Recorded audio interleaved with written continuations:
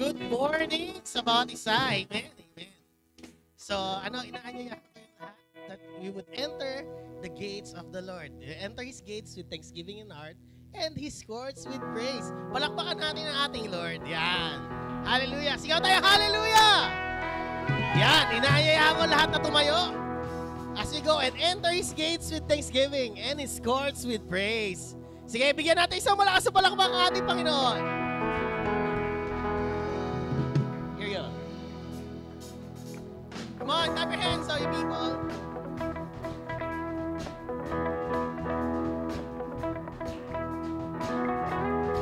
Enter His gates with thanksgiving in our hearts and His courts with praise. Enter His gates with thanksgiving. Come into His courts with praise. Enter His presence with singing, great and mighty is His name. Praise Him with the sound of the trumpet. Praise Him with trembling heart. Let every creature of heaven and earth singing all your praise, singing all your hearts. For the Lord is good. For the Lord is good. For the Lord is good, and His mercy endures forever. For the Lord is good. For the Lord is good. For the Lord is good. For the Lord is good, and His mercy endures forever. Jesus! Jesus the Son is exalted, maker of everything. Let every creature in heaven and earth hear a sound of praise. Lift your voice and sing, for the Lord is good. For the Lord is good. For the Lord is good, and His mercy endures forever. For the Lord is good. For the Lord is good. For the Lord is good. For the Lord is good, and His mercy endures forever. Amen.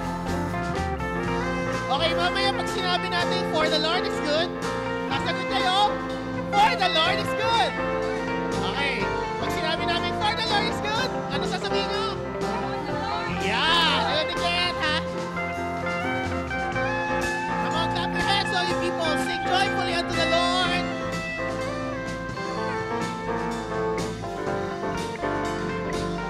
Here we go. For the Lord is good. For the Lord is good.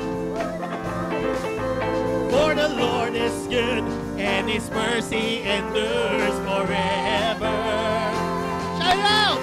For the Lord is good. For the Lord is good.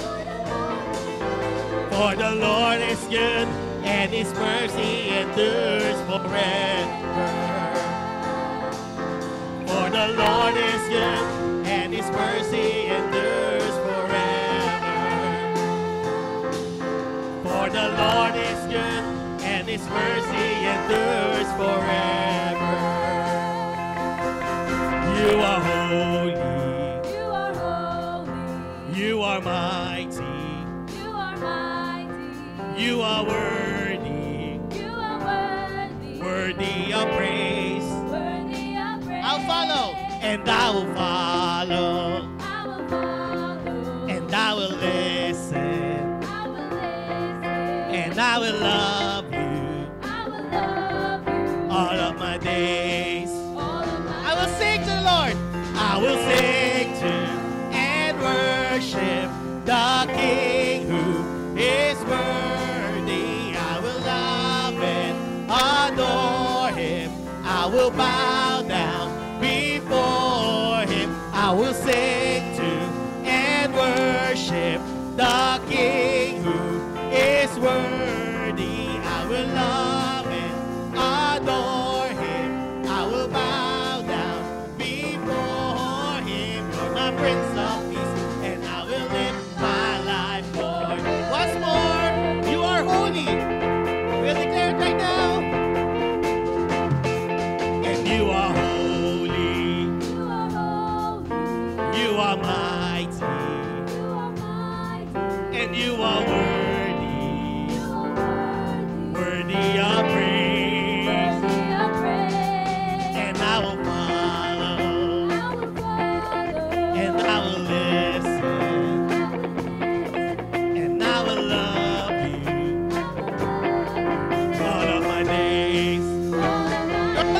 Lords. You're the Lord of Lords. You're the King of Kings. You are mighty God, Lord of everything. You're Emmanuel. You're the great I am. You're the Prince of Peace. Who is the Lamb? You're the living God. You're my saving grace. Lord, you reign forever. You are ancient of days. You're the Alpha, Omega, beginning and end. You're my Savior, Messiah, Redeemer and friend. You're my Prince of Peace, and I will live my life for you.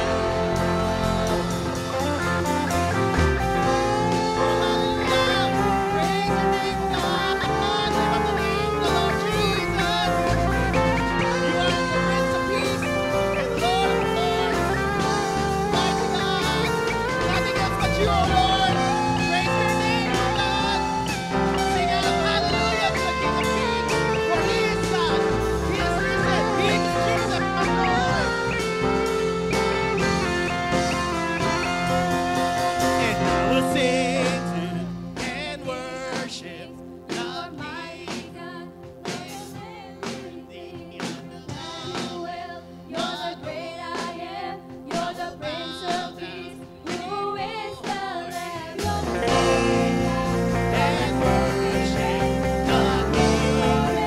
His worthy. I will love and adore him. I will bow down before him. You're my Prince of Peace, and I will live my life for you. You're the Lord of Lords, and you're the Lord of Lords. You're the King of Kings. You are mighty God. You're the everything. You're Emmanuel. You're the great I am. You're the Prince of Peace. Who is the Lamb? You're the living God. You're my saving grace. Lord, you reign forever. You are ancient of days. You're the Alpha, Omega, beginning and end. You're my Savior, Messiah, Redeemer. You're my Prince of Peace, and I will live my life for you. You're my Prince of Peace, and I will live my life for you. You're my Prince of Peace. You're my Prince of Peace, and I will live my life for you. Yes, oh God, we praise you. We bless your holy name. We thank you, oh God. Oh, hallelujah. May the Lord bless you and keep you. Let his face shine upon you. For the Lord, he is good. For the Lord, he is great. And he is mighty.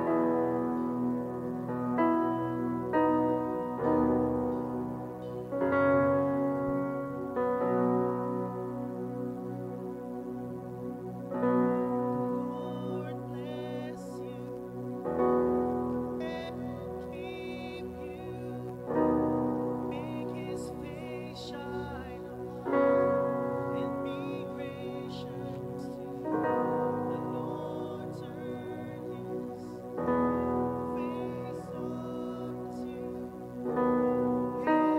and give you peace.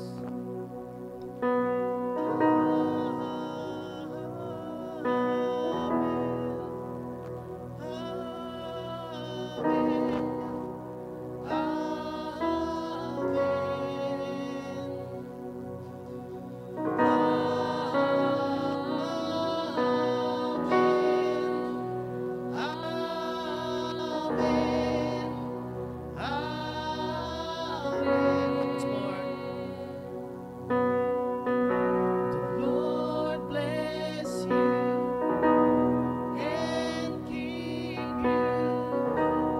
Make his face shine upon and be gracious to you. The Lord turn his face towards you and give you peace. Sing amen.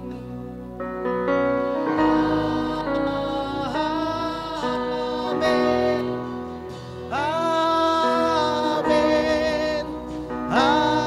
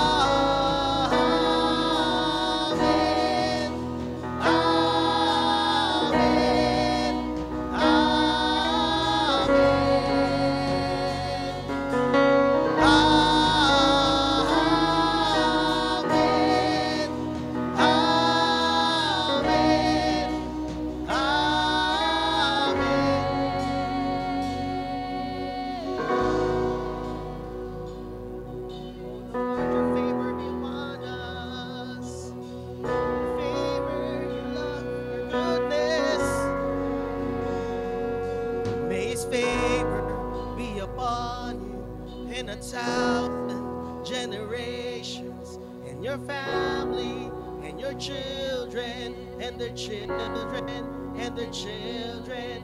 May His favor be upon you, and 1,000 generations, and your family, and your children, and their children, and their children. May His favor be upon you, and 1,000 generations, and your family, and their children, and their children. May His presence, may His presence go before you, and behind you, and beside you, all around you, and within you. He is with you, He is with you, in the morning, in the evening, in the coming, in the going, in the weeping, in rejoicing. He is for you, He is for you, He is for you, He is for you, He is for you, He is for you,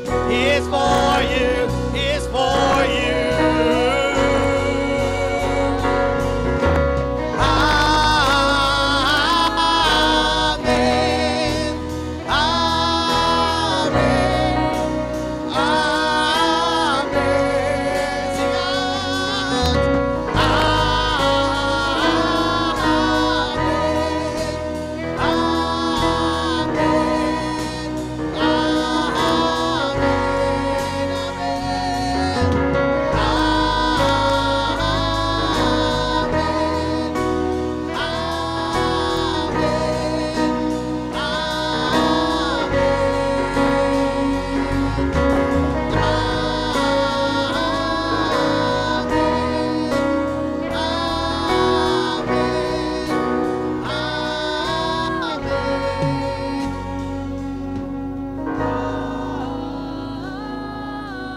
Come on, people of God, sing out. Amen.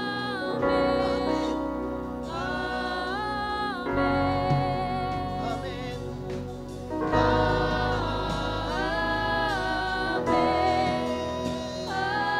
Lord, may your favor be upon us.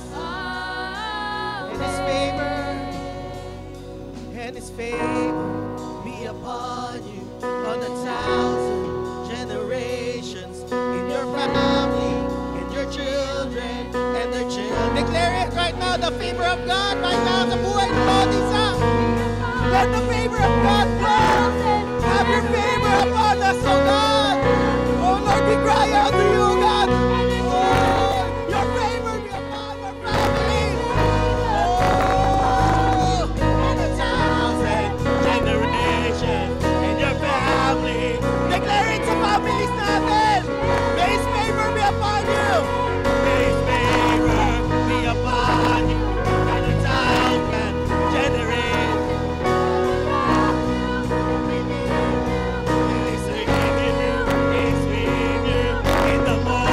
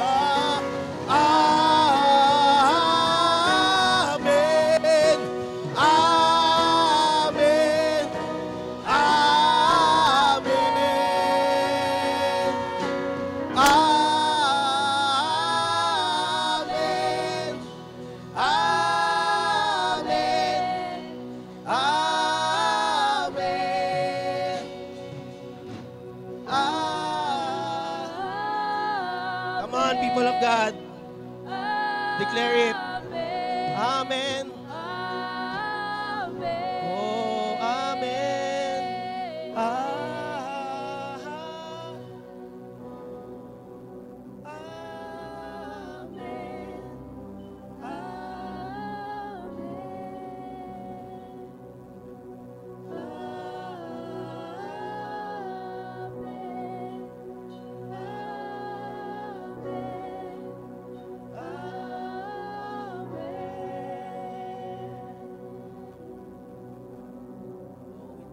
God, we thank you for your presence. We thank you for your goodness over 1,000 generations. Oh, you are good. You are holy. Holy. Holy is the Lord God Almighty. And heaven and earth declares your glory.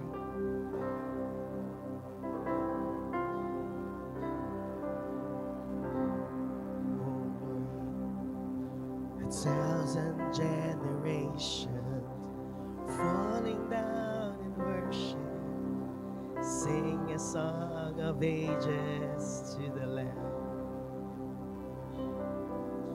And all who gone before you, and all who will believe, sing a song of ages to the sing a song of ages. Sing a song of ages to the Lamb. And the angels cry, holy, all creations cry, holy, you are lifted high, holy, holy forever. If you are redeemed, if you are saved,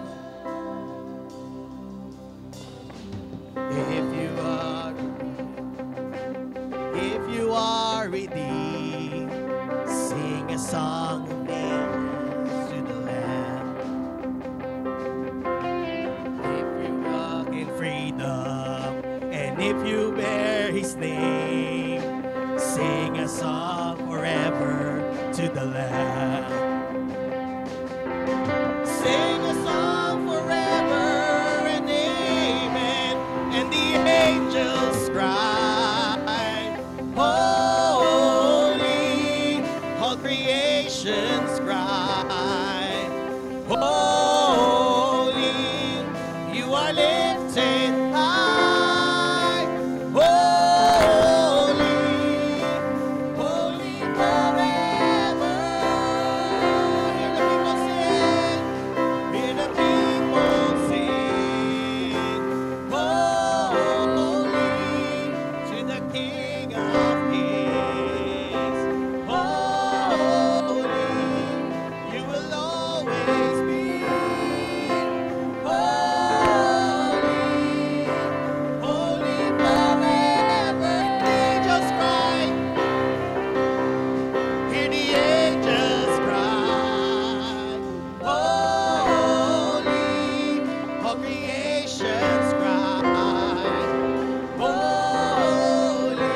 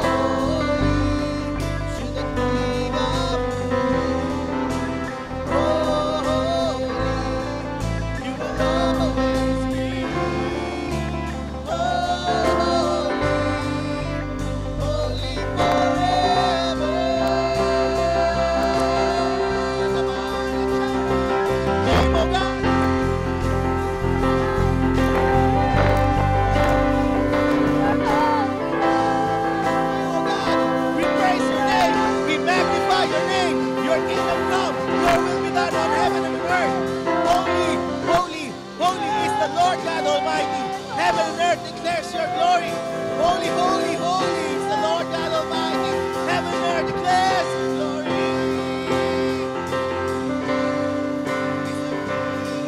Your name stands above them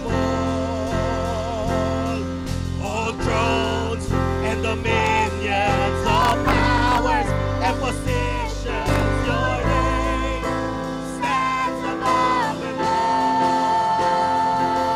Your name is the highest. Your name is the greatest. Your name stands above them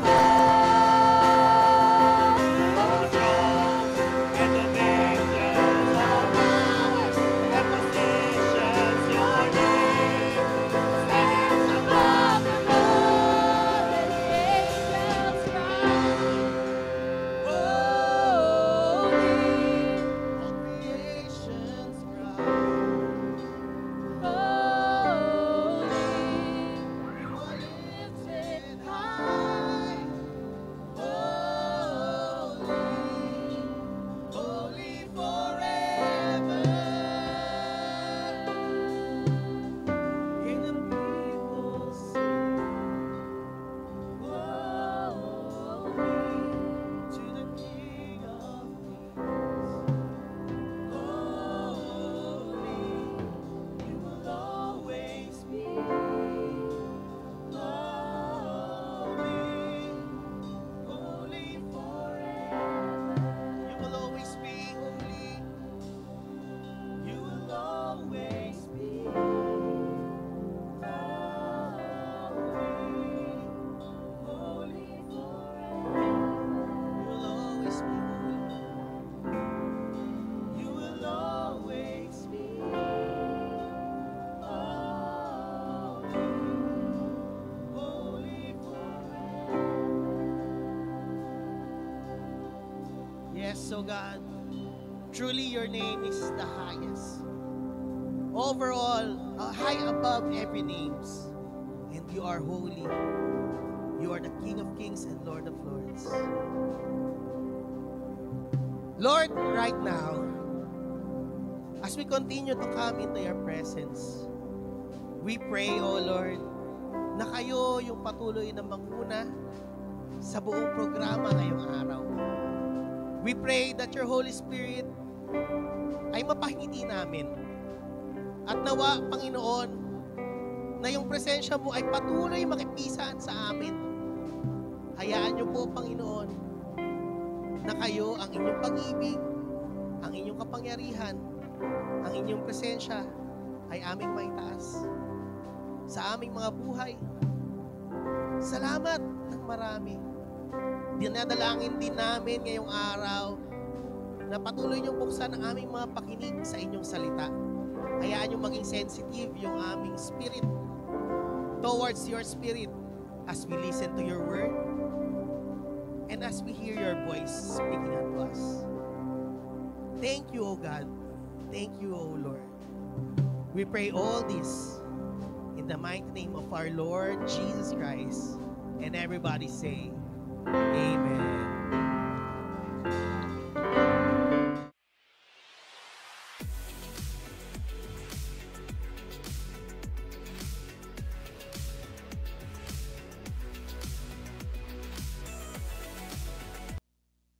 At noong pong mga nagdaang linggo, ang pinag-usapan po natin ay tungkol doon sa empowered disciples. Sabi ng Acts chapter 1 verse 8, ang empowered disciple ay spirit-filled disciple. At ang spirit-filled disciple ay nagwi-witness tungkol kay Kristo. So ang ibig sabihin, sabi doon, empowered tayo, then spirit-filled tayo, at tayo ay nagwi-witness. Noong isang linggo, pinag-usapan natin yung spirit-filled disciple o yung witness about Jesus around, sabi doon, tayo raw po ay, sabi ng Acts chapter 1 verse 8, ay tinawag at itinalaga upang hindi lamang tayo nakikinig at nag-aaral ng salita ng Diyos, tayo po ay tinawag, iniligtas ng Panginoon upang tayo naman din ay maging daan ng kaligtasan ng iba. Amen po ba? Sa pamamagitan po ng pagbabahagi natin ng salita ng Diyos. Kung kayo po ay, kung i-consider nyo ang inyong sarili na empowered o spirit-filled disciple, dapat marunong din tayong magwagi ng kaluluwa para sa Panginoon. Tayo po ay nag-witness at ang pag-uusapan natin ngayon, meron akong 5 bagay na nailista rito na pinakasimpleng gawin upang mag-witness tayo. Sabi nga ay yung pag-witness daw, ibinabahagi natin kung ano yung ating karanasan, kung ano yung ating narinig, kung ano yung ating nakita. So, hindi natin ibinabahagi o hindi natin isi-share o maisi-share o may babahagi ang isang bagay na hindi naman natin naranasan. Lalo na kung hindi naman natin nakita. Di ba? Sabi nga, lagi natin sinasabi na hindi naman natin pwedeng ibigay ang isang bagay na wala ka. Possible ba na ang isang tao ay nagtuturo tungkol sa kaligtasan kahit hindi mo pa naranasan yung personal na kaligtasan? Possible ba 'yon? Pwede mong gawin, pero sa atin kasi ang goal natin, dapat maranasan muna natin yung personal na kaligtasan, yung relasyon natin sa Diyos para maibahagi natin sa iba. Tama po ba? Nitong nagdaang araw, noong Friday ay undas at maraming tao sa sementeryo. Kahapon, marami pa rin. First time naming na-experience yung araw, yung undas mismo na nasa sementeryo. Grabe pala, no? Tao, no? As in, grabe yung dami ng tao. Kasi dito sa Raimundo kasi, 3 sementeryo kasi dyan eh, no? Dito hindi gaanong maraming tao eh. May ilan, pero konti lang. Pero dito sa highway, grabe kasi nga may Montipalco, may Evergreen, then itong Municipal Cemetery. Then, pumunta kami doon siguro mga after lunch. Grabe yung traffic. 2 ikot ka ng sasakyan bago ang makahanap ng parking. Meron po akong na-realize kung bakit ko nabanggit yon. Ang sementeryo kasi nagpapatunay na ang buhay natin may hangganan tayo. Amen. At hindi mo alam kung kailan ka i-roll call ni Lord. Ano? Hindi natin alam kung kailan tayo tatawagin ng Panginoon. Sa sementeryo, habang minsan tinitingnan ko yung mga puntod, mapapansin mo roon, at saka yung iba may mga picture na dinadala, iba-iba ang petsa, may bata, may matanda, may matanda-tanda, merong matanda na talaga. Ibig ko sabihin na ang kamatayan ay dumadating sa buhay ng isang tao ay walang pinipiling edad. Ano? Mapalad kung umaabot ka ng 90 years old o 100 years old. Gusto niyo ba abutin kayo ng 100? Siguro kung ako tatanungin, parang ayoko. Ano? Parang ayoko. Parang hindi mo na-enjoy yung buhay mo, ano? Ako, okay lang ako, sapat na yung... Basta may covenant kami ni Lord eh.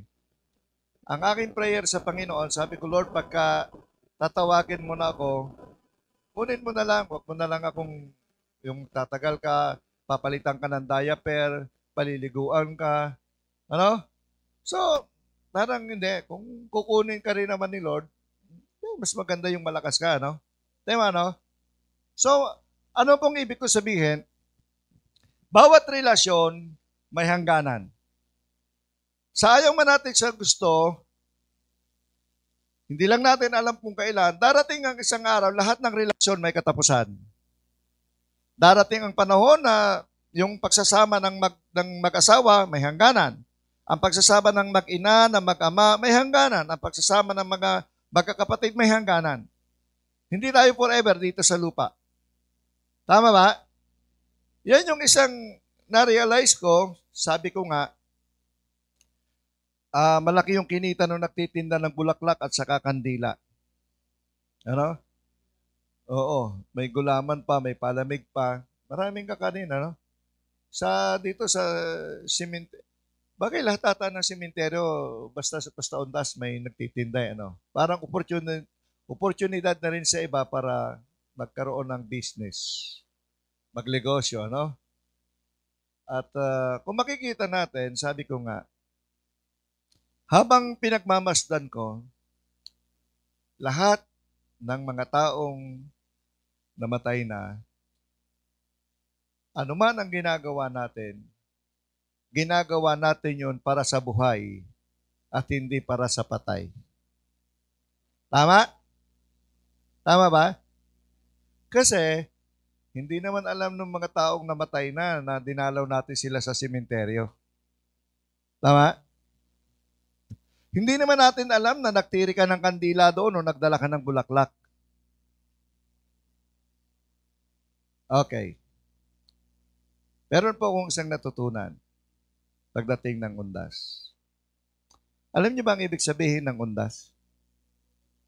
Sino sa inyo yung pagka yung mga mahal nyo sa buhay nagdadaas kaya ng tinatawag na yung death anniversary? Di ba yung iba nagluluto ng pansit kapag araw ng yung mahal nyo sa buhay na pumanaw na, pagkaarawan, nagluluto kayo ng pansit. Nagluluto ba kayo ng pansit? Kasi pampahaba ng buhay yun eh. Tama? Sabi ko doon sa ate ko, oy, birthday ng inay, magpuluto kayo ng pansit, pampahaba ng buhay. Sabi nung ate ko, patay na nga eh. Hindi, pampahaba ng buhay nung kumakain. Hindi nung patay na. Diba? Okay, ito yung natutunan ko. At magandang gawin ito ng buhay pa. Mga matay hindi na. Una, personal ko po itong doktrina nga, hindi ko ito nabasa, hindi ko ito, baka sabihin nyo, ito yung ibig sabihin ng undas, hindi, personal ko. Bakit may death anniversary? Bakit inaalala natin ang mahal natin sa buhay kapag death anniversary o birthday nila kahit wala na sila? O bakit tayo nagpupunta ng sementeryo sa isang dahilan? Una-una, kasi inaalaala natin sila. Yung respeto, tama? At higit sa lahat, yung pag-alaala ng lahat ng mabuti nilang ginawa para sa atin. Inaalala natin yung kanilang sakripisyo para sa atin. Tama? Tingnan mo, pag nag-celebrate ng, halimbawa, yung mga bayani natin, di ba sinicelebrate? Minsan nga holiday pa. Tama ba? Bakit? Kasi inaalaala ng sambayanang Pilipino ang nagawa ni Bonifacio. Ang sakripisyo ni Rizal, ang sakripisyo ng bawat bayani, kinikilala at inaalaala ng bawat Pilipino. Amen? Yun ang dahilan kung bakit inaalaala natin ang mga mahal natin sa buhay, kasi inaalala natin ang kanilang sakripisyo para sa atin. Lalo na ang ating mga magulang sapagkat wala tayo dito kung wala sila. Kaya nga sabi ko, pinakita yung ang gaganda pala nung yung ibang simenteryo, yung libingan, ang gaganda nung iba, Dito may nakita kami dito sa may Evergreen, mayroon pang mga may kainan, may CR sa loob, may table, parang bahay na rin talaga, Pinakita yung ibang mga magagandang libingan. Nakita ko doon sa YouTube Parang bahay na. Parang mansyon na, Pero isang bagay asigurado ko, yung nakalibing doon, bulok pa rin. At hindi nila alam na may maganda silang libingan. Amen? Sino lang nakaka-appreciate buhay? Ngayon, bakit ko ganito? Bakit ko nabanggit? Simple lang. Mga kapatid, hanggat nasa tabi nyo ang mga magulang at mahal nyo sa buhay, ipakita nyo, mahalin nyo, paglingkuran nyo, alagaan nyo. Amen?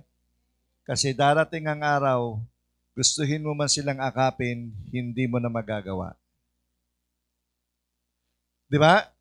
Huwag niyong hintayin na kapag patay na, saka nyo bibigyan ng magandang ataol at bibigyan nyo ng magandang bulaklak. Pwede naman silang tumanggap ng bulaklak kahit buhay. Amen ba?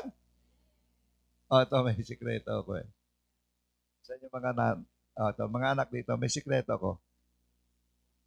Isang ganito. Merong isang nanay, sabi niya ganito, Nay, gusto mo ba ng bulaklak? Ay, hindi, wag na. Gastos lang yan. Wag na. Nakarinig na kayo ng gano'n? Nay, gusto niyo ba ng ganito? Wag na. Gastos lang yan. Hello? Nay, birthday mo. Pagkahanda ka namin. Wag na. Gastos lang yan. Kumain na lang tayo. Magluluto ako. Tama? Tama? Mga anak, tip. Pag ganyan ang sagot ng nanay, tatay nyo, ang ibig sabihin gusto nila. No, nagpapakipot lang yan.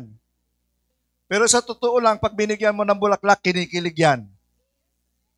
At anything na bibigyan mo sila ng gift o regalo, kinikilig yan. Ha?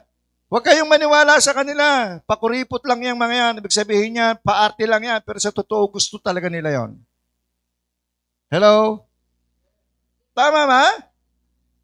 Di ba mga tatay, nanay? Huwag kayong magsinungaling, ha?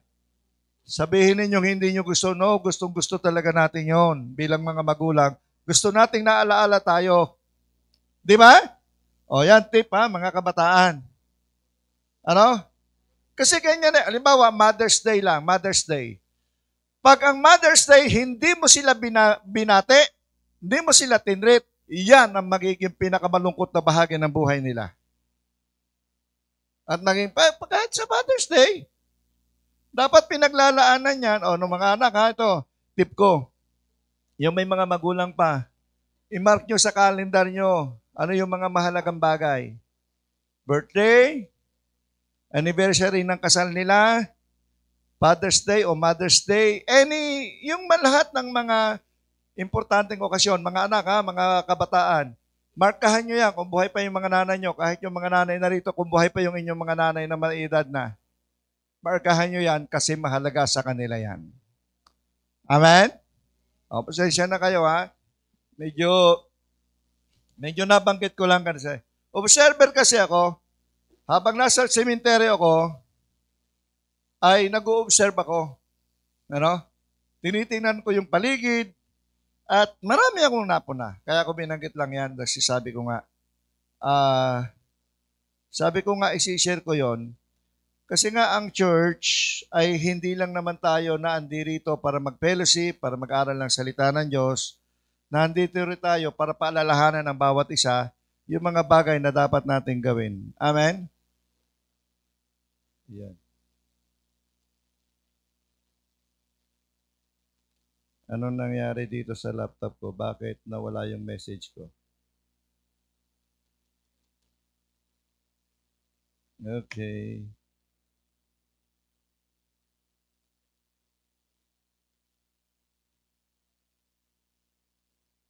Tingnan mo nga, kuya. Okay. Nawala eh. Ayun. Lumabas na. Okay. Thank you. Ayan. Salamat. Yan po ang kagandahan ng may anak. Diba? Kung walang anak, di walang tutulong. Okay, ganito. How do we witness for Christ? Sabi ng Biblia, but you will receive power when the Holy Spirit comes on you, and you will be my witness in Jerusalem and all Judea and Samaria and to all of the end of the world. Ay, yung pong binanggit ko kanina, hindi bahagi ng message yun, ha? Introduction ko lang kasi gusto ko lang magpaalaala sa inyo na kasi nga marami po akong nakikita at napupuna na minsan ay kailangan palalahanan. Okay. 5 bagay lang to, bibilisan ko. Una, concentrate to the Lord in His Word. Paano daw tayo magiging matagumpay na saksi ng Panginoon? Una, we have to concentrate to the Lord and His Word. Paano ba tayo nakakapag-concentrate? Pang-una, by giving ourselves to the Lord. Matutunan muna nating ibigay yung ating sarili sa Panginoon. Second, by consecrating specific areas of our life to Him, such as our job, our family, and time. So, ang ibibigay natin at matutuhan nating ipagtiwala sa Diyos, hindi lang po yung ating buhay, hindi lang yung ating sarili, kundi matutuhan din nating ibigay sa Panginoon at ipagtiwala sa Panginoon yung ating trabaho, yung ating pamilya, yung oras po natin.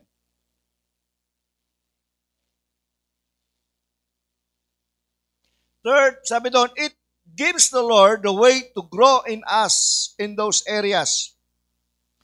Maganda po na maranasan natin yung relasyon natin sa Panginoon, yung nag-grow tayo.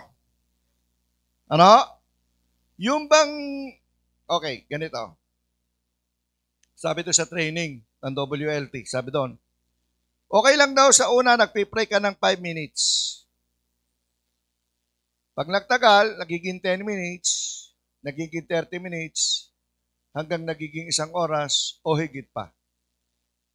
Yung relasyon natin sa Panginoon, mahaganda yung nag-grow tayo.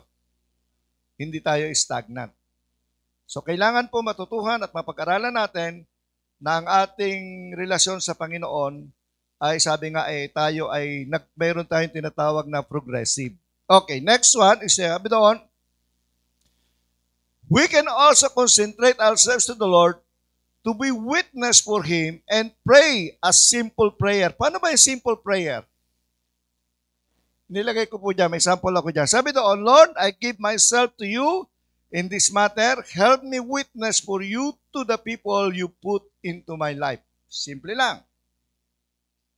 Hindi naman daw pagka tayo po ay witness kapag tayo mananalangin, especially kung mananalangin tayo doon sa ibang kaibigan natin, kakilala natin, o yung nagiging bahagi natin, hindi mo kailangan ng maarting prayer. Ang pinakamaganda yung simpleng prayer lang. At minsan sa atin pong pananalangin, matutuhan din po nating ipanalangin na, okay, ito po ang problema natin, kadalasan. Kadalasan, wala tayong desire mag-share ng gospel. Ilan sa atin ang nagpipray, Lord, ilagay nyo rin po sa puso ko yung kabigatang magwagi ng mga kaluluwa o magbahagi ng salita ng Diyos sa iba. Sabi nung iba, hindi, kasi pastor, gift yan, yes. At ang gift, hinihingi. Tama? Kasi kailangan kung meron tayong tinatawag na personal desire. Personal desire na matutuhan natin ang magbahagi at magturo ng salita ng Diyos at sabi ng Biblia, para din tayo ay magwawagi ng mga kaluluwa. To be a witness of Jesus means that we need, as followers of Jesus, to pray and worship like never before. Jesus had told His disciples to go into all the world. Di ba sabi ng Mark 16 to 15, sabi daan, He said to them, go into all the world and preach the gospel to all nations. Ano pong ibig sabihin nito? Lagi kong binabanggit, hindi po ito suggestion. Yung magwagi po tayo ng kaluluwa sa Panginoon, yung mag-share ng gospel, hindi po ito suggestion ng Panginoon. It is a command. And we are all mandated to share the gospel.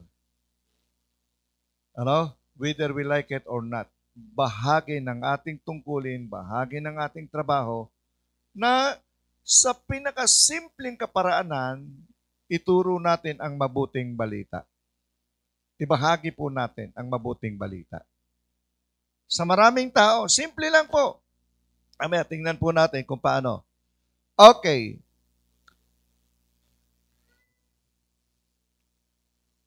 Next, sabi doon, ang pinaka-starting point daw po, sabi doon, the starting point for telling others about Jesus is worship. Our calling starts in worship, and we cannot share with others what we have not personally received. Eventually, the disciples received what they were waiting. Okay, una, anong ginawa ng mga disciples sa Acts chapter 1? Ang sabi sa kanila ng Panginoon, go, share the gospel. Anong ginawa ng mga disciple? Nagsama-sama sila, sabi doon, at hinintay nila, okay, note, ang nakakita sa Panginoon, ito na pag-usapan namin one time Ang nakakita sa Panginoon, nung siya'y muling mabuhay mula sa mga patay, 500. Sabi ng Biblia, nabasa niyo ba yon? 500. Pero ang nagtipon-tipon doon sa upper room, 120. So, nasaan yung 380? Ano yun? Yung 380, nangaral na lang salita ng Diyos, 120 lang ang naghintay. Nasaan yung 380? Lahat sila nakakita sa Panginoon, yung resurrection. Pero bakit 120 lang? 120 yung tumanggap ng kapangyarihan mula sa Banal na Espiritu Santo. 120 yung talagang nag-speaking in tongues at in-empowered ng Holy Spirit. Sabi nung isa, hindi daw nakapaghintay yung 380. Nakanya-kanya na. Masaya sila, nakita nila si Jesus Christ, buhay na So, tuwan-tuwa sila. Yung 120 silang naghintay. Sila yung talagang nagtiyaga na maghintay sila. And they receive power, sabi ng Biblia. Ang pagsamba po sa Panginoon, sabi na, ang pagiging witness sa Panginoon, ang pagiging disipulo ng Panginoon, ay nagsisimula sa pagsamba. Yun ang sabi ng Acts, nagsisimula sa pagsamba. Okay, tingnan nyo ito yung number 2. Yung una, ang sabi doon, concentrate on the Lord and His Word. Ang isang witness. Pangalawa, ito po yung isang maganda, pray for people. Yung binanggit ko kanina. Ilan yung nagpipray? Alam nyo, kawawa nangyari sa Spain, ano? Kita nyo yung nangyari sa Spain? Over 200 people na ang patay tapos na thousands ang nawawala. Grabe, ano? Devastating talaga, no? Walang kwenta yung bahari ito sa atin. Nakita mo yung, minsan yung street, patong-patong yung mga kotse, wasak ang mga, nakita nyo? Nakita nyo yung nangyari sa Spain? Nakita nyo yung nangyari sa Taiwan? Okay. Gusto nyo makita yung ganon? Pupunta kayo ng Batangas. Pag nakita nyo po ang lugar ng Laurel, Agoncillo, Lemery, Talisay, grabe po. Meron po doong isang barangay na halos nabura sa mapa. Halos burado ang mapa. Burado sa mapa.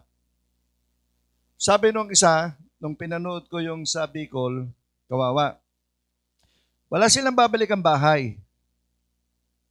Ay magbubukid sila. Wala na rin silang babalik ang bukid. Hindi lang bahay nila ang nawasak, kasi yung bukid nila, hindi na rin mababalikan. Bakit? Natabo na ng lahar. Sabi nung isa, pero ano yung word na nakita kong, narinig kong maganda? Bahala na po ang Panginoong Diyos sa amin. Yun yung mga Pilipino, ano? Bahala na po si Lord sa amin. Wala na po kaming bahay, wala na po kaming babalik ang bukid, so bahala na po si Lord sa amin. Tinitingnan ko sa YouTube yung nangyari sa Batangas, yung ang gaganda ng bahay, nabiyak, nawasak, tapos yung kalahati ng bahay, putik, lumubog sa putik. Pinakita nila yung, kung kayo pamilya na dumadaan dito sa may, malapit sa amin, sa Tagaytay, yung papuntang Lemery. Ano nga yung magandang pasyalan doon? Yung na hindi natapos. Fantasy World. Magmula doon, yung landslide. Yung highway na papuntang Lemery, magmula doon yung landslide pababa. Grabe, no? At yung karsada, may part nga ng karsada na simento na lang, wala nang lupa sa ilalim. At yung ginagawang bagong karsada, bumigay din. Hindi pa na, ginagawa pa lang, landslide na sila. At lahat yon ay dumiretsyong pababa. Kaya sabi noong doon sa, daanan ko yung Lemmering yun daanan namin ni Sheila, pag pumupunta kami ng Tanawan, doon kami dumadaan Yung putik, yung kotse, makita mo, bubong na lang yung, tapos putik lahat. Ganun siya kalalim. Kaya mga sasakyan, sabi, grabe, no? Grabe po yung lupa na tumabon sa kanila. Yung putik. Naisip niyo kung paano sila, sabi ko, paano babangon? Sabi nung iba, paano kami babangon? Yung Spain, yung Taiwan, dito sa Pilipinas, halos buong Luzon tayo. Nakita nyo? Ang sabi namin, pray for people. Hindi pala lang maging witness Parang nagkaroon tayo ng birth. Okay, alam nyo, ganito. Di ba nga binanggit ko sa inyo, alam nyo ba yung ginawa ng, di ba nabanggit ko sa inyo one time, na yung ating representative sa United Nations ay nagboto against Israel. Di ba? Kasi ang gusto ng mga Palestinians, ng mga kalatig bansa, ang sabi nila, ibalik nyo yung mga lugar na sinakop nyo. Yung mga lugar ng Palestinians na kinonquer ng Israel, gusto ng mga Palestinians, ibalik. So kasama na yung Hezbollah, kaya ano nga. Yung more than 100 nation voted na nag-vote sila para ibalik kasama ang Pilipinas.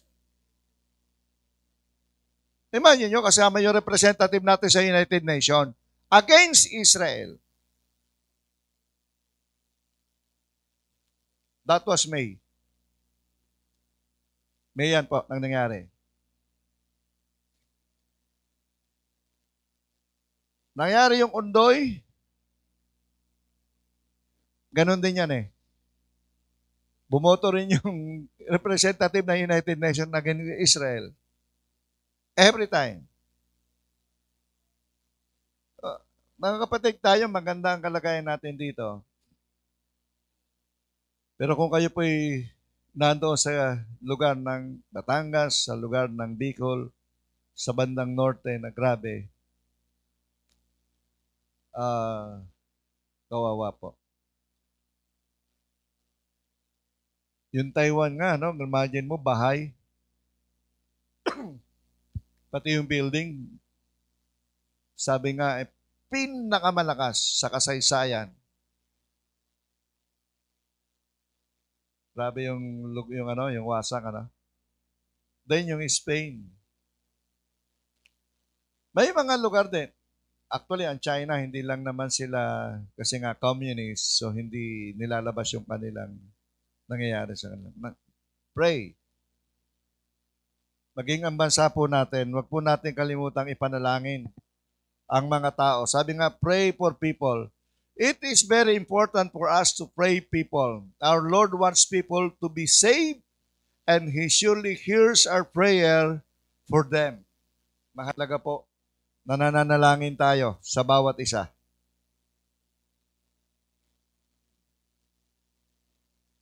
Siguro maganda. Asan yung WLT? Yun siya. Okay, ganito. WLT, pwede ba kayong mag-research? Gawin natin yung hindi pa natin nagagawa. Yung Israel celebration. Maganda yun. May mga churches talaga na nakakaroon sila ng celebration for Israel celebration kung tawagin nila. Isang Sunday sa isang taon, ang gawain ay celebration for Israel. WLT I-research nyo kung paano ginagawa. Hindi, maganda yan. Kasi napakahalaga na we are celebrating para sa Israel. Pinagpipray natin ang bansang Israel at pinagpipray natin ang ating bansa kasi naniniwala po ako, sabi ng Biblia, I will bless those who will bless Israel. Parang rin tayo rin. Yung, gawin natin yun, no? So, WLTS, subukan natin gawin. Siguro, baka itong darating na taon sa 2025, kung kalooban ng Panginoon. Sabi dito, Lord, I pray for dito po ay mahalaga yung ipinagpipray natin. It is helpful to make a list of our unsaved family members, friends, neighbor, classmates, and co-workers so we can pray regularly for them.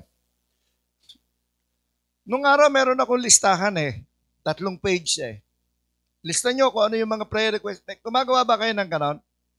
No, ganito. Gawa kayo ng listahan, yung lahat ng gusto nyo ipag-pray, sulat nyo. Yung mga gusto nyong maligtas at lahat ng prayer request. Sa isang side, yung mga prayer request. Ito maganda rito. Alam nyo kung bakit kayo pag may listahan kung bakit maganda? Kasi pag antok na kayo at pagod kayo, ilehens nyo ng Lord, I pray lahat po na nakasulat dito. In Jesus' name. Oh, di ba? Ginagawa ko rin yun nung araw Then, totoo, nakalista. Meron akong listahan nung araw Kasi sa Bible school, nung nag-aaral ako, merong ganun yan May assignment kami. O, lista nyo lista. Sa Bible College, ganyan Then, pray. Pag-pray nyo, tapos checkin nyo doon kung ano yung mga na-answered na. Ano? Tanggalin nyo na yung mga answered prayer na. Pero kung may mga additional kayo, sulat nyo uli. O di ba maganda? Pagka tinamad kayo, ilehens nyo lang. Nandoon na. Pag-pray nyo, di ba? Note. Bakit kayo nagmamadali? Minsan nauubusan tayo ng ipag-pray kasi wala tayong nakaliste. Subukan nyo maglista. Aabutin kayo ng sobrang 1 oras, nag-pray kayo. Amen? Ang dami kung ililista nyo lang.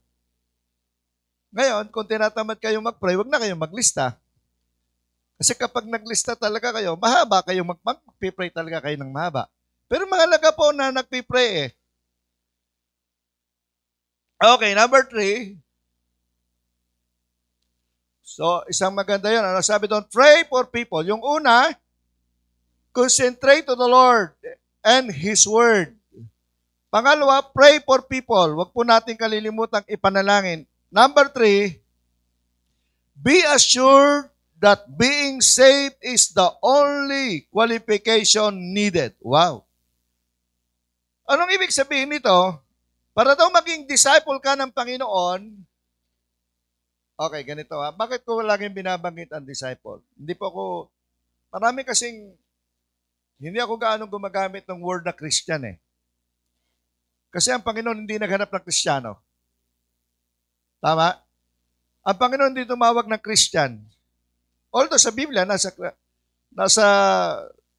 Acts 16, ang word 2 beses lang nabanggit sa Biblia yung word na Christian. Hindi po masama yan. Pero bakit kung laging binabanggit disciples? Kasi ang Panginoon nung bumaba sa lupa, ang hinanap niya disciple, hindi Christian. Tama? Tama ba?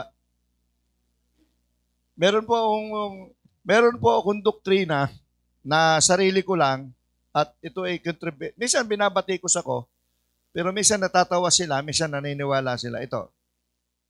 Wala po ito sa tenets ng Foursquare. Pero nasa tenets ko to. Naniniwala ba kayo? Sana maniwala kayo. Ang evangelism po, at saka ang prayer, controversial hindi nagpapalago sa isang iglesia. Pero kailangan ng prayer. Note. Ulitin ko. Ang evangelism at saka ang prayer, bagay kung umaattend kayo ng training natin, narinig nyo na to di ba? For how many times tong narinig ko kay Bishop Orel Sabi ko, hindi lang pala ako naniniwala para si Bishop Orel. Bakit ganito? Ang nagpapalago, discipleship. Pwedeng may prayer, pero walang discipleship, Pwede may evangelism pero walang discipleship, wala din.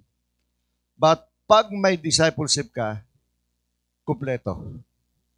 May prayer at may evangelism. Amen? Kaya nga tayo may training eh. O magre-resume na yung training natin. Nasa si Shane.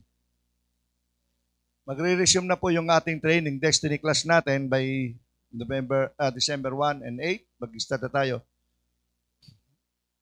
1 year, more than 1 year. I think 12 months? 15 months, Destiny class. 15 months.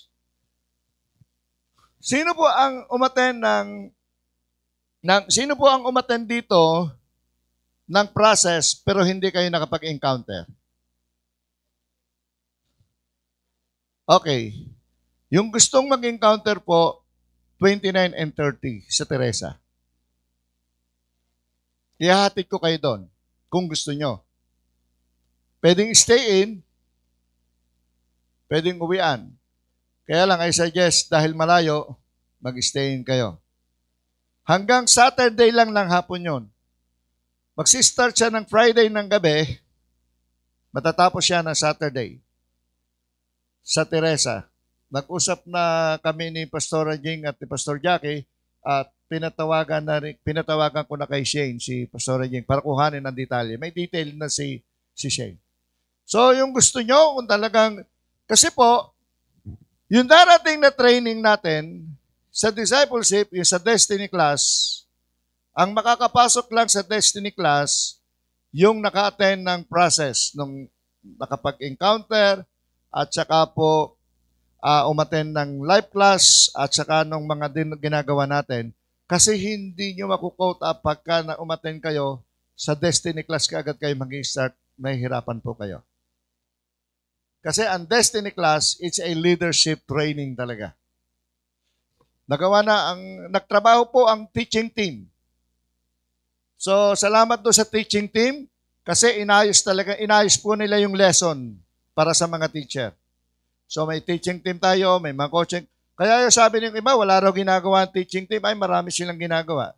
Kasi talagang ginagawa po nila yung mga lesson detail. Yung 6 na libro, sinasummarize po nila yon para mas madaling ituro. So, 6 books. Maganda po yung training na yun. For sure, ang goal nito, excited po akong simulan to kasi naniniwala po ako, bago mo tapos ang training na to, meron na kayong mga kanya-kanyang cell group. At meron na kayong mga tao, kaluluwang nailapit sa Panginoon kasi bahagi ito ng ating training. Amen? So, excited po akong simulan to. Kasi naniniwala ako, kailangan po natin ito. Note, ulitin ko, sabi nga, ang isang qualification lang, yung ligtas tayo. Hindi po tayo nagpapalaki ng organization. Hindi tayo nagpaparami ng yung gusto natin lumaki. Hindi yun. Kung lumaki man, bonus lang yan. Pero ang goal lang po natin, simple lang. Gusto lang po nating ilapit ang mga tao sa Panginoong Hesus. Gusto nating makakilala sila, magkaroon sila ng personal na relasyon sa Diyos. Yun lang po ang ating layunin. Kung dumadami man, lumalago man, bonus lang yan. Pero ang importante, mailapit natin ang tao sa Diyos. Maipakilala natin si Kristo sa mga tao. Wala pong iba. Walang ibang bibigyan ng parangal kung hindi ang Panginoong Hesus lang. Wala na pong iba. Sabi nga, believing and receiving Jesus as our Savior is the only qualification needed. And to be a witness of Jesus means that we need to live like never before. Our lives should make an impact on people everywhere they go. Yun na maganda, Imaginein mo, yung kahit saan ka magpunta, may impact ka. Parang ganito yan eh. Pag sa company, sino nagtatrabaho, taas ang kamay. Okay. Sige. Pag sa company nagtatrabaho ka, pag asset ka ng company, i-spoil ka ng company. Di ba? Tandaan nyo yun, pag ikaw ay asset, Hindi ka pakakawalan basta ng kumpanya. Aalagaan ka nila. Tingnan nyo. Bakit ang mga companies, even government agencies, sabi nga, they are spent thousands of pesos para doon sa mga training. Meron silang mga, ano yung tinatawag, yung team building. Minsan nagtitraining pa sila. Bakit? Kasi yung mga tao sa company, minomobilize nila, ini-empower nila. Kasi naniniwala sila na kapag ang isang empleyado na-empowered, na-train, magiging kapakinabangan ng malaki sa kumpanya. Di ba? Kaya walang problema sa kanilang gumastos sila ng malaki at minsan nag-hire sila ng mga taong magagaling. Galing pa sa abroad minsan. Talagang, alam niyo po ba na minsan may mga company pala na gumagastos sila ng ilang libong dolyar para i-train lang ang isang empleyado. Minsan ipinapadala pa sa ibang bansa para i-train doon. May mga company gano'n na talagang madadala ka sa ibang bansa, i-train ka kasi asset ka sa company. Ganun din tayo sa church. Minsan, ini-empowered natin ng tao, nagtitrain tayo para maging mabuting disciple tayo ng Panginoon. Para magwagi tayo ng kaluluwa sa Panginoon. So, maganda ito. Okay, next one. Speak about what you've experienced of Jesus Christ. Yung kanina, ang qualification lang daw po para maging mabuting disciple ka, o maging witness ka, yung ligtas ka lang. Yung may relasyon ka lang kay Kristo. Ang pangapat ngayon, speak about what you've been experienced of Jesus Christ. To witness to people, we don't need to compose a sermon.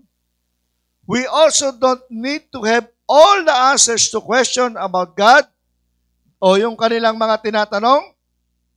That which we have seen and heard, we report also to you. Meaning, we can speak about what we've seen and heard of Jesus Christ. Meaning, what we've been experienced and enjoy of the Lord. Sabi yan, nasa 1 John 1:3. So, ang pagiging disipulo po, ang pagiging mabuting witness, ay yung naka-experience ka. Yung narinig mo ang salita ng Diyos at naranasan mo kung ano yung sinasabi sa salita ng Diyos. Sabi dito we experience and enjoy. Kung yung naranasan mo ngayon ay ini-enjoy mo, nasisiyahan ka, ang sabi ng Biblia, ibahagi mo. Hello? Kung naniniwala ka na ang pagkilala at pagtanggap mo kay Kristo ay mahalaga, ibahagi mo. Enjoy mo. Kung nag-i-enjoy ka, yun ang ituro mo. Wag mong ituro, wag mong sabihin yung hindi mo nakita, yung hindi mo naranasan. Hello? Kung ano lang yung alam mo, kung ano yung nariyan sa'yo, kung ano yung naranasan mo, yun lang ituturo mo. Hindi mo kailangan gumawa ng sermon. Hindi mo kailangan gumawa ng outline. Hindi mo kailangan gumawa ng lesson plan para maging mabuting witness para sa Panginoon. Kung ano lang yung naranasan mo, kung ano yung pinakasimple mong alam, yun lang. Sabihin mo lang, mahal ka ng Panginoon. Di ba yung personal testimony mo? Yun lang. Sa kumpanya, may nakapagsabi na ba sa iyo na, sister, brother, born again ka ba? Hello? O, alam mo sa sarili mo, born again ka, hindi lang halata. Ako naniniwala kapag ang isang tunay na mananampalataya sa Panginoon, hindi mo naman maikukubli yan. Kasi mapapansin niya ng mga kasamahan mo sa trabaho, kung saan ka man naroon, mapapansin yan Kung estudyante ka, mapapansin ng guru mo yan, mapapansin ng mga kaklase mo yan. Hindi mo maitatago. Kasi makikita nila iba ka. Di ba? Kasi makikita ng mga tao yung iyong kaibahan sa kanila. Kaya nga minsan magtatanong, sister, brother, ano ka ba? Born again ka? Minsan may nagtanong sa akin sabi niya, sir, ano po ba kayo? Renewed Christian? Ako kasi ang ugali ko, hindi ako nagpapakilalang pastor. Bawa, meron akong suking mekaniko sa sasakyan. Hindi ako nagpapakilalang pastor. Ano? Noong last week, nasira yung breaker ko sa, yung isang breaker sa bahay nasira. Ay ang dala ng breaker na ito, 19 na bumbilya. 19. Kuya Jun, di pa nagawa Ang tagal ginawa noong tinawag kong electrician, umakyat siya sa loob ng Kaysame, nag-flashlight siya. Hindi niya magalaw, nawala, hindi niya makita. Imagine mo, 19 na bumbilya yung dala nun. Dere sa harapan, buong salas, 2 kwarto, at saka yung ilaw doon sa CR ko, madilim. May ilaw naman na dito sa kabilang terrace, saka sa dirty kitchen meron. Kaya lang yung buong salas, wala. And doon ako, that was Sunday ng gabi, yung buong week, doon sa conference. Kaya dahil walang ilaw, yung 2 gabi, instead na mag-uwian ako from conference, natulog na lang ako doon sa site, doon sa conference. Kasi walang ilaw nag-iisa na nga lang ako, wala pang ilaw. Di ba malungkot? Mabuti na lang, meron akong nabiling rechargeable, tsaka flashlight. So, rechargeable ako doon sa kwarto. Pero yung ibang site, nagtataka naman ako doon sa, yung garahe, may ilaw naman. Yung lahat ng sa labas, may ilaw. Yun lang, wala. Hindi niya magawa. Tapos, sumurrender na. Sabi niya, sir, hindi ko talaga alam So, pagdating sa bayad, ayaw niya ngayon kumuha ng bayad. Sir, hindi talaga ako naniningil kapag hindi ko nagawa. Nahihiya po ako Chong happen. Tapos sabi niya bigla, binigyan ko ng panggasolina. Sabi ko tanggapin mo. Kahit panggasolina lang. Binibigyan ko nga ng 500, ayaw. Panggasolina lang ho. So, 200 lang. So, ginawa ko 300. Tapos sabi niya ganito, pastor daw ho kayo. Hindi ako nagsasabi. Oo. Ano po? Pastor ng ano? Sinasabi ko na nga sa born again kayo. Door of faith po ako. Wow. Born again din pala siya. At yung kaibigan kong pastor, doon siya umaaten. Buti na lang, mabait ako. Hindi ako nagsalbahe. Kung nagsalbahe ako, pambihira, sasabi, pastor pa naman. Diba? So, mabuti na lang. At sige, wag kang mahiya, okay lang to. Hindi talaga nagawa, okay lang nga. Sige, hindi na nga kita kako pinamerenda. Sige, tanggapin mo to. Tuwan-tuwa siya, hiyang-hiya siya. Pastor, pasensya na po, pastor ha. Biglang ginuha niya tuloy yung pangalan ko. Sasabihin ko po kay Pastor Cesar. Okay, tamo, isusumbong pa ako. Nyo? Minsan ganun tayo no? Hindi ako nagpapakilala, pero nahalata naman nila. Kasi iba yung ginagawa natin, iba yung lumalabas sa bibig natin, at higit sa lahat, huwag kang kuripot. Huwag kang barat.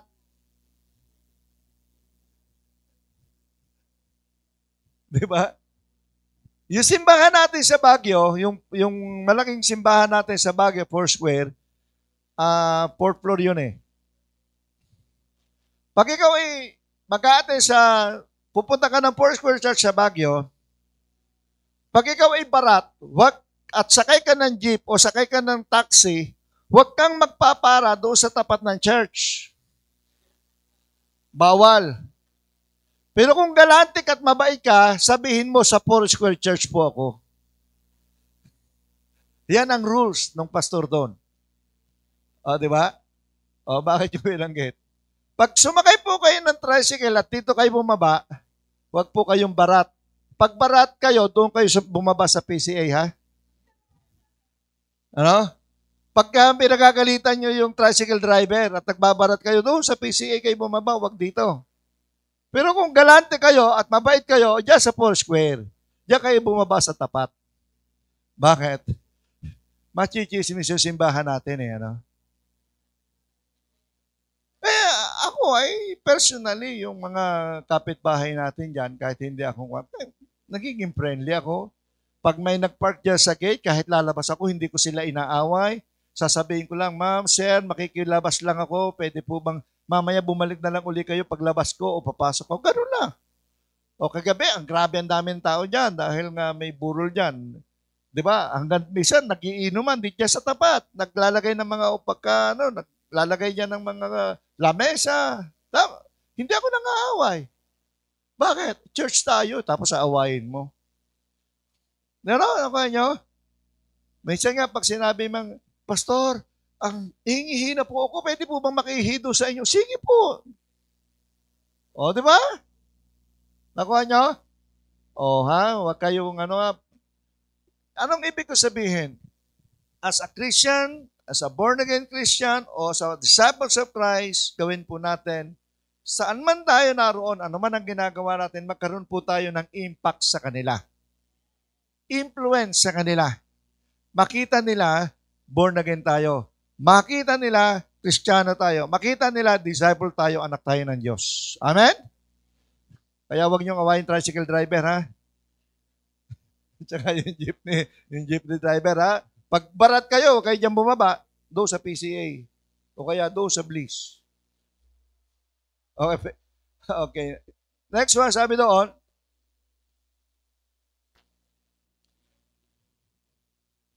sabi nga dito to be witness for of Jesus means that we need to speak like never before. Sabi doon, the way we talk, dapat daw different, and you must be willing to open up your mouth to share your relationship with Jesus and willing to tell your story. So ito, last na, sabi dito, practice speaking to people. Yan. Ang pagiging magaling daw po na speaker, o witness, nadadaan sa practice. Di ba? Kung gusto niyo pong maging magaling na witness, sabi doon, practice. Lahat ng bagay, gumagaling kayo kapag nagpa-practice kayo. Yun naman daw nag-aaral ng piano, hindi agad magaling sa piano, no? Yung nag-aaral sa music, di naman kaagad magaling sa music yun eh.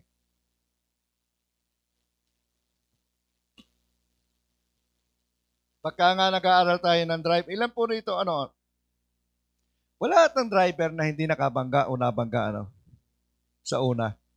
Ano? Tama ba? Kasi ako, one time, naka-antras ako. Sa Cavite nga eh. Bigla ako umantras, hindi pa yung sasakyan ko yung L3. Sa likod ko pala may motor.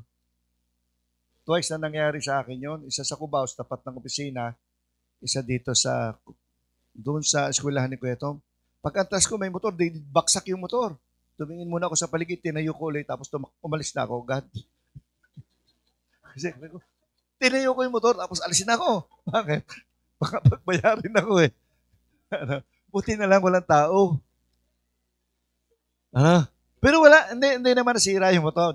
Tinignan ko, basak yung ilaw, basak hindi naman. Namambalang, Sa office, ganun din eh. Doon sa Cubao. Ewan ko ba naman, wala namang motor doon sa likod ko. Pag-entrance ko ng konti, meron. Alis din agad ako. Buti na lang. Huwag niyong gayahin yun, ha? Ingat lang kayo, ha? Huwag niyong masama yun. Huwag niyong gagawin niyo. Dito sa Greenwood, saka-atras ako eh. Ban. Yung L3 pa eh. Pag-antras ko, nako, tinamaan ko yung bumper gano'n. Although, pwede ko namang ilaban na may kasalanan siya kasi nakatutok siya. Hams kasi. Biglang tumutok siya. Pag-antras ko ng konti, tinamaan. Bayad ako 1.5. Kasi, nahiya naman ako makipagtalo. Baka sabihin si pastor talaga, sama ng ugali. Yun ang disadvantage eh. Ang masama nun, di tinanong ako, in-interview, nalaman niya, pastor ako. Miyembro din ng isang born-again church. Akong pastor. Sabi ko, sir, sige, babayaran ko na lang, magkano ba? Sige. Tapos tumawag ng text sa akin, 1.5. So nakita kami, binigay ko yung 1.5. Pero kung hindi ako pastor, lalaban ako eh. Lang, pastor eh. Mahirap, no? Pero lang yan. Anong ibig ko sabihin lang? Sabi ko nga, minsan, pero hindi na ako nakakapagbangga ngayon. Maingat na ho ako ngayon.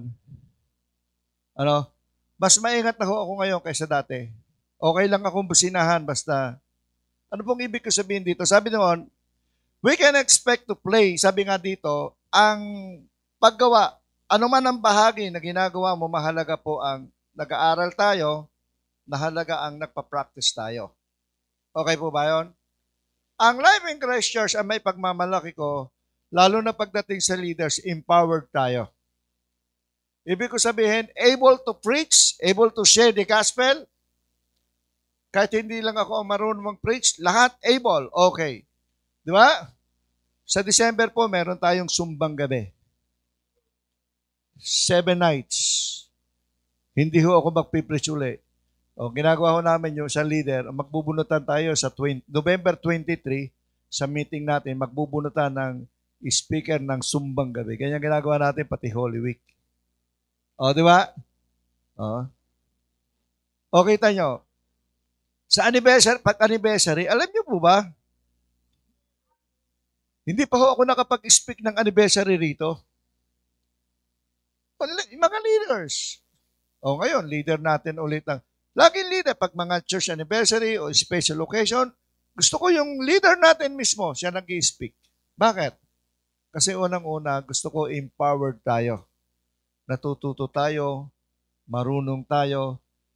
Kasi kapag na-empowered mo ang mga leaders, ang akin pong paniniwala dyan, ang mga empowered leader, reflection yan ng leadership ng isang leader. Di ba? Dahil hindi ka nagiging madamot. At itinuturo mo at ibinabahagi mo yung kung ano yung natututunan at kung anong alam mo. Kaya mas maganda, kaya nga po may discipleship training tayo eh. Lagi kong binabanggit. Kaya nga po tayo may discipleship training kasi kailangang matutuhan at matuto ang bawat isa. Excited ba kayo sa ating Destiny class? Ang ganda po nung lesson kasi nga yung una, pinag-aaralan namin parang medyo beginners. Pero pagdating sa second book, medyo leader ka na. At nakita po namin doon sa aming in-scan na kapag ikaw ay nakagraduate ng Destiny class, sigurado ko may sarili ka ng mga cell groups at meron ka ng mga nawaging kaluluwa sa Panginoon. Kasi matututunan nyo na doon. Talagang maganda po, maganda ang lesson na yun. Okay. Next one. Last. Sabi dito, you need Christ and Christ needs you. You need Christ and Christ needs you. Kailangan natin si Kristo. Amen? Pero kailangan ba talaga tayo ng Panginoon? Kailangan ba talaga tayo ng Panginoong Hesus? Hello? Naguluhan ba kayo? Pag sinabing kailangan natin si Kristo, sasagot kayo 100%. Amen. Ang tanong, kailangan ba tayo ng Panginoong Hesus? Yes. Bakit? Kasi tayo ang kamay at paa at bibig ng Panginoon.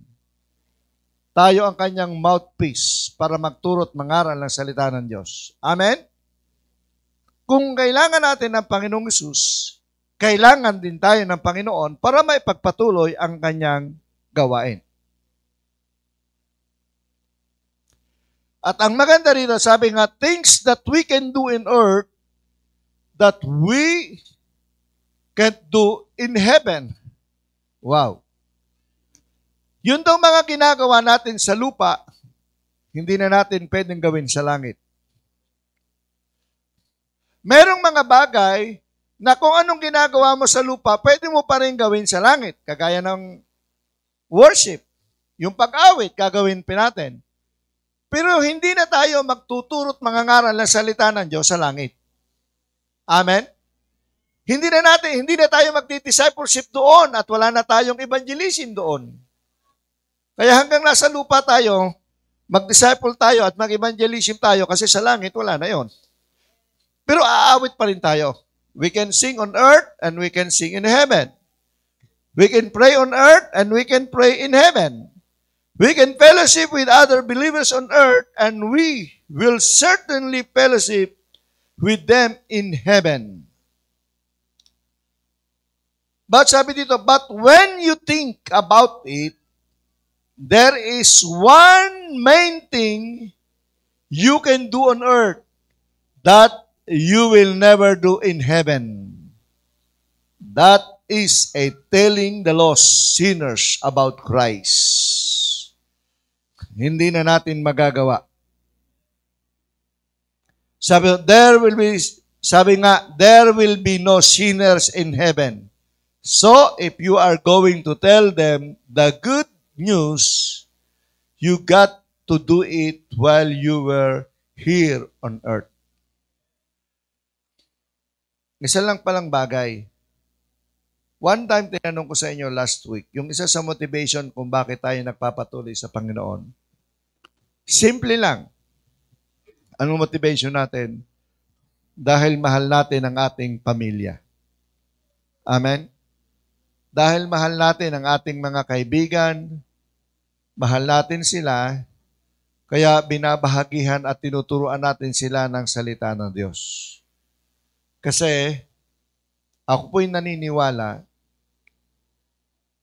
hindi tayo magiging masaya sa langit kung ang mga mahal natin sa buhay wala dun. Amen ba? Halimbawa, kung yung mahal na mahal mong asawa ay hindi mo kasama sa langit, malungkot yon. Kung yung mga mahal na mahal nating mga anak, mga magulang, mga kapatid, at hindi natin sila makakasama sa langit, malungkot yun. Di ba? Sabi nung isang pastor na narinig ko, sa langit daw ba iiyak pa? Kasi,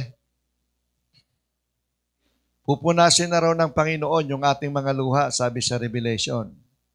Sabi nung isang pastor, meron pa rin pag-iyak sa langit. Ang iyak ng panghihinayang at ang iyak ng kalungkutan dahil hahanapin mo yung mga mahal mo sa buhay doon pero hindi mo sila makikita. At hindi mo sila makakasama kasi baka hindi natin sila nasabihan tungkol sa pag-ibig at pagmamahal ni Kristo. Pag hindi natin sila nasabihan tungkol sa pag-ibig ng ating Panginoong Hesus, baka dumating yung pagkakataon, pagpunta natin doon, wala sila. Kaya hanggang narito tayo sa lupa, wag po tayong mag-atubili na sabihan natin sila tungkol sa dakilang pag-ibig ng ating Panginoong Hesus. Ano? Pinakamalungkot naman kung ikaw ang magulang, pero hindi mo makikita ang iyong mga anak doon. Ngayon, kung galit ka sa asawa mo, ay wag mo na lang sabihan. Pero kung mahal mo ang asawa mo, gawan mo ng paraan. Amen ba? Kung mahal natin sila, unang-una sabi ng Biblia, idalangin mo sila sa Panginoon at ang Panginoon ang bahala sa kanila. Amen? Salamat po, Panginoon, sa iyong dakilang pag-ibig at pagmahal. Tulungan niyo po kami at ilagay niyo po sa puso po namin ang patuloy po na pagtuturo at pag-aaral ng iyong salita. Maranasan po namin. Ilagay niyo po sa aming puso ang kabigatan. Huwag niyo po hayaan, Panginoon, ang aming mga mahal sa buhay ay dumating ang pagkakataon na sila ay lilisan sa lupang ito na hindi ka nakikilala nila bilang sariling Panginoon tagapagligtas. Kahilingan po namin naman sa pangalan ni Jesus, sa pangalan ni Jesus. Bigyan niyo po kami ng tapang, lakas ng loob, at higit sa lahat, yung courage, Panginoon, yung passion, O God, to share the gospel. Especially, Panginoon, doon sa mga mahal namin sa buhay. Salamat, Panginoon, sa iyong gagawin.